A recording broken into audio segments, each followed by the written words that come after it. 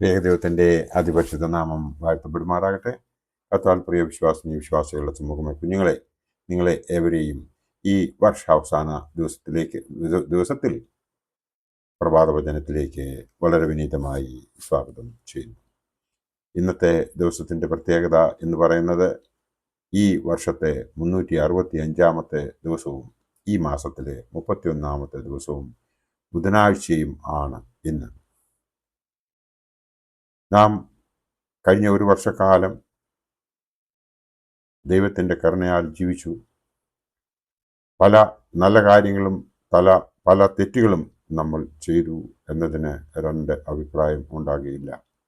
എന്നാൽ നല്ല കാര്യങ്ങളെയൊക്കെ ആവർത്തിക്കുകയും തെറ്റായി ചെയ്തതായ കാര്യങ്ങളെയൊക്കെയും ഇനി മേലാൽ ഞാൻ ചെയ്യുകയില്ല എന്നുള്ളൊരു തീരുമാനത്തോടു കൂടി നാം ഇന്ന് ഒരു സത്യപ്രതിജ്ഞ നമ്മോട് തന്നെ ചെയ്യുകയും നാം നമ്മെ തന്നെ തിരുത്തുകയും എന്തൊക്കെയാണ് നാം ചെയ്തതെന്ന് ഒന്ന് അവലോകനം ചെയ്ത് നാളെ മുതൽ ഞാൻ ഇങ്ങനെ ഒരു തെറ്റ് ചെയ്യുകയില്ല എന്ന ഒരു പ്രതിജ്ഞ ദൈവത്തിൻ്റെ മുമ്പിൽ സ്വയം ചെയ്യുകയാണ് എങ്കിൽ നമുക്ക് ബാക്കിയുള്ള ജീവിതം നല്ലൊരു ക്രിസ്ത്യാനിയായിട്ട് ജീവിക്കുവാൻ സാധിക്കും എന്നാണ് എൻ്റെ വ്യക്തിഗതമായ അഭിപ്രായം. അതിനുവേണ്ടി നാം നോക്കേണ്ടതായ ഒരു വേദഭാഗമുണ്ട്. ഫിലിപ്പിയർ 3:14 പരിശുദ്ധനായ പൗലോസ് ശ്ലീഹ ഇപ്രകാരം പറയുന്നു: ഒന്ന് ഞാൻ ചെയ്യുന്നു, പിമ്പിലുള്ളത് മറന്നും മുമ്പിലുള്ളതിനെ ആഞ്ഞും കൊണ്ട് യേശു ക്രിസ്തുവിൽ ദൈവത്തിൻ്റെ പരമവിളിയുടെ ബിരുദനായി ലാക്കിലേക്ക് ഓടുന്നു. നമ്മളെ കൊണ്ട് അങ്ങനെ സാധിക്കുമോ? അതായത് ഒന്ന് ഞാൻ ചെയ്യുന്നു, പിമ്പിലുള്ളത് മറന്നും മുമ്പിലുള്ളതിനെ ആഞ്ഞും കൊണ്ട് യേശു ക്രിസ്തുവിൽ ദൈവത്തിൻ്റെ പരമവിളിയുടെ ബിരുദനായി ലാക്കിലേക്ക് ഓടുന്നു. നമുക്ക് അതിന് സാധ്യമാവുമോ എന്ന് ഒന്ന് ചിന്തിക്കേണ്ടതുണ്ട്. ദൈവത്തിലേക്ക് നമ്മെ തന്നെ സമർപ്പിക്കണമെങ്കിൽ നാം നമ്മുടെ ജീവിതത്തിൽ ചില ചേഞ്ചസ് വരുത്തേണ്ടതുണ്ട്.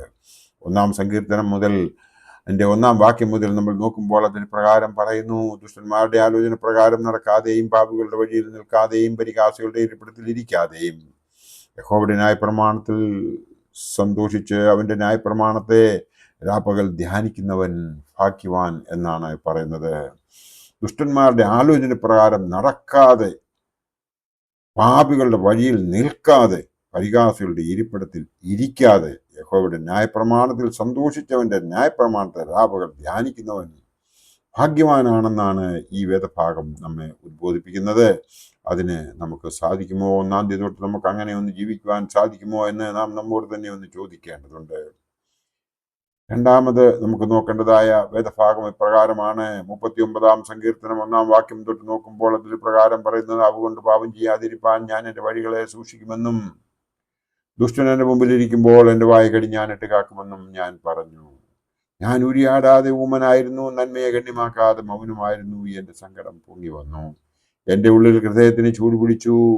എൻ്റെ ധ്യാനത്തിങ്കൽ തീ കത്തി. അപ്പോൾ ഞാൻ നാവെടുത്ത് സംസാരിച്ചു: യഹോവേ, എൻ്റെ അവസാനത്തെയും എൻ്റെ ആയുസ് എത്ര എന്നതിനെയും എന്നെ അറിയിക്കണമേ. ഞാൻ എത്ര ക്ഷണികൻ എന്ന് ഞാൻ അറിയുമാറാകട്ടെ. ഇതാ, നീ എൻ്റെ നാളുകളെ 4 വിരൽ നീളമാക്കിയിരിക്കുന്നു.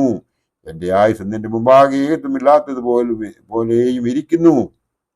ഏത് മനുഷ്യനും ഉറച്ചു നിന്നാലും ഒരു ശ്വാസമത്രേ. ഈ വേദഭാഗങ്ങളൊക്കെ നമ്മൾ ഒന്ന് കൂട്ടി വായിച്ചു നോക്കുമ്പോൾ നമുക്ക് എങ്ങനെയാണ് ജീവിക്കേണ്ടതെന്ന് നമ്മുടെ പിതാക്കന്മാർ നമ്മെ ഉദ്ബോധിപ്പിച്ചിരിക്കുന്നത് ഈ വേദപുസ്തക പാരായണത്തിലൂടെ നമുക്ക് വളരെ ക്ലിയറായി മനസ്സിലാകും. ഒരു പുതിയ മനുഷ്യനായി നാം ജീവിക്കുന്നുവെങ്കിൽ മാത്രമേ 25-ാം തീയതി നമ്മളെല്ലാവരും കർത്താവായ യേശു ക്രിസ്തുവിൻ്റെ ജനന പെരുന്നാൾ ആഘോഷിച്ചു. എന്നാൽ കർത്താവ് എവിടെയാണ് ജനിച്ചത്? അതാണ് നാം ഓരോരുത്തരും ചിന്തിക്കേണ്ടത്. കർത്താവ് നമ്മുടെ ഉള്ളിലാണ്, നമ്മുടെ മനസ്സിലാണ് ജനിച്ചതെങ്കിൽ നമുക്ക് ഈ കാര്യങ്ങളൊക്കെയും 1-ാം തീയതി മുതൽ ചെയ്യുവാൻ സാധിക്കുമെന്ന് മാത്രം ഈ അവസരത്തിൽ ഞാൻ ഓർപ്പിക്കുവാൻ ആഗ്രഹിക്കുന്നു. ഞാൻ ഒരിക്കൽ ഒരു ഹോട്ടലിൽ ചെന്ന, നോർത്ത് ഇന്ത്യയിലുള്ള ഒരു സ്ഥലത്താണ്, ഡൽഹിയിൽ ദി മെറിഡിയൻ എന്ന ഹോട്ടലിൽ ചെല്ലുമ്പോൾ അവിടെ കണ്ട ഒരു വലിയ കാഴ്ചയുണ്ട്. ഏതാണ്ട് ഒരു 50 ആൾക്കാർ ഒന്നിച്ചു കൂടിയിരിക്കുന്ന ഒരു ഹാളിൽ ഞങ്ങളുടെ മീറ്റിംഗ് വെച്ചിരുന്ന ഹാളിൽ കയറാതെ തെറ്റായി ആ ഹാളിൽ കയറി ചെന്നതാണ്. അപ്പോൾ ഏതായാലും ചെന്നതല്ലേ, 2 മിനിറ്റ് എന്താണ് നടക്കുന്നതെന്ന് നോക്കിയിട്ട് പോകാം എന്ന് വിചാരിച്ചു. ഞാൻ അവിടെ ഉണ്ടായിരുന്ന ഒരു സരസനായ മനുഷ്യരോട് ഞാൻ ചോദിച്ചു, എന്താണ് ഇവിടെ നടക്കുന്നതെന്ന്, എന്താണ് ആഘോഷം എന്ന് ചോദിച്ചപ്പോൾ പറഞ്ഞു, ബർത്ത്ഡേ ആഘോഷിക്കുകയാണ് എന്ന്. Okay, fine. ഞാൻ പറഞ്ഞു, കാരി ഓൺ. അപ്പോൾ പറഞ്ഞു, ഹായ് ജെന്റിൽമാൻ, നിങ്ങൾ ഇതൊന്ന് കണ്ടിട്ട് പോകൂ എന്ന് പറഞ്ഞു. എന്താന്ന് ചോദിച്ചപ്പോൾ പറഞ്ഞു, the lady who is standing on the stage, he has A child of 2 years എന്ന് പറഞ്ഞു. ആ സ്ത്രീക്ക് 2 വയസ്സുള്ള ഒരു കുട്ടിയുണ്ട്. ആ കുട്ടിയുടെ ബർത്ത്ഡേ ആഘോഷിക്കാൻ വേണ്ടി ഞങ്ങൾ എല്ലാവരും കൂടെ ഒന്നിച്ച് കൂടിയത് ആണ്. അവരൊക്കെയും വലിയ ബിസിനസ് ടൈക്കൂൺസ് ആണ്. അത് ഞാൻ പറഞ്ഞു, thank you very much for your intimation എന്ന് പറഞ്ഞിട്ട് അവിടുന്ന് ഞാൻ എൻ്റെ ഞങ്ങൾക്ക് വേണ്ടിയിട്ട് ഒരുക്കിയിരുന്ന ഹാളിലേക്ക് ഞങ്ങൾ പോവുകയും, അപ്പോൾ എൻ്റെ മനസ്സിൽ വന്ന ഒരു ചിന്തയുണ്ട്. ആ കുട്ടിയെ അവിടെ കണ്ടില്ല. ഇടയ്ക്ക് ഈ മീറ്റിങ്ങിന് ഒരു ചെറിയ ഗ്യാപ്പ് ഉണ്ടായപ്പോൾ ഞാൻ ഇറങ്ങി എഗെയിൻ ആ ഹാളിൽ ചെന്ന് ആ മനുഷ്യനെ നോക്കി.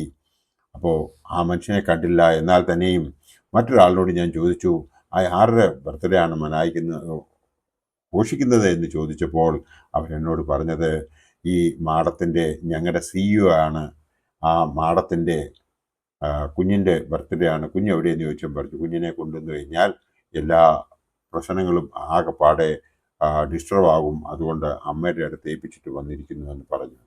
നിങ്ങളൊന്ന് ആലോചിച്ചേ, നമ്മൾ ഓരോരുത്തരും നമ്മുടെ ക്രിസ്മസ് ആഘോഷിക്കുന്നത് അങ്ങനെയല്ലേ? നമ്മുടെ കർത്താവായ യേശു ക്രിസ്തു ജനിച്ചത് എവിടെയാണ്? നമ്മുടെ മനസ്സിലാണോ ജനിച്ചതെന്ന് നാം ഒരിക്കൽ ഒന്ന് ചോദിച്ചിട്ടുണ്ടോ? നമ്മുടെ മനസ്സിലാണ് കർത്താവായ യേശു ക്രിസ്തു ജനിച്ചതെങ്കിൽ മാത്രമേ നമ്മളത് ഘോഷിക്കുവാൻ നമുക്ക് അധികാരമുള്ളൂ. അതിനുശേഷം ഉണ്ടായ 26 മാതാവിൻ്റെ പോയിച്ചൊരു ദിവസമായിരുന്നു 27-ാം തീയതി എന്ന് പറയുന്നത്. ശിശു വധപ്പെരുന്നാൾ നമ്മൾ ആചരിക്കുന്നവരാണ്. അതിനുശേഷം 28, 29, 30, ഇന്ന് 31-ാം തീയതി നമ്മൾ ഈ 4 ദിവസമെങ്കിലും നമ്മൾ കഴിഞ്ഞ ഒരു വർഷം കാലം എന്താണ് ചെയ്തത് എന്ന് ഒരു അപഗ്രഥനം ചെയ്തതിന് ശേഷം അതിൽ ചെയ്തതായ തെറ്റുകളൊക്കെയും ഇനി ഞാൻ ആവർത്തിക്കുകയില്ല എന്നുള്ള ഒരു തീരുമാനം ദൈവത്തിന് മുമ്പാകെ സ്വയം സത്യപ്രതിജ്ഞ ചെയ്യുകയാണ് എങ്കിൽ നമുക്ക് ഇന്ന് ഈ പറഞ്ഞതായ വേദഭാഗം, അതായത് ഫിലിപ്പിയർ 3:14 1-ാം സങ്കീർത്തനവും 39-ാം സങ്കീർത്തനവും ഒക്കെ നമ്മളൊന്ന് ശരിയായ രീതിയിൽ അപഗ്രഥനം ചെയ്ത് നമ്മൾ അതിന് പ്രകാരം മുമ്പോട്ട് ജീവിക്കുന്നുവെങ്കിൽ ബാക്കിയുള്ള ജീവിതം വിശ്വാസത്തോടുകൂടി ജീവിച്ച് ദൈവത്തെ ഉള്ളിൽ സ്വീകരിച്ച ശക്തി കൊണ്ട് നല്ലൊരു ക്രിസ്ത്യാനിയായി ജീവിച്ച് ഈ ലോക ജീവിതം സഫലമാക്കുന്നതിനും സ്വർഗരാജ്യത്തിൽ ഒരു അവകാശിയാകുവാനും നമുക്ക് ഏവർക്കും സാധിക്കുമെന്ന് മാത്രം ഈ അവസരത്തിൽ ഓർപ്പിച്ചുകൊണ്ട് നിങ്ങൾക്ക് എല്ലാവർക്കും ബൈ 2025 പറഞ്ഞുകൊണ്ട് പുതുവത്സര ആശംസകൾ ഹൃദയംഗമായ രീതിയിൽ അറിയിച്ചുകൊണ്ട് എൻ്റെ ഈ കർത്തവ്യത്തിൽ നിന്നും ഞാൻ വിരമിക്കട്ടെ.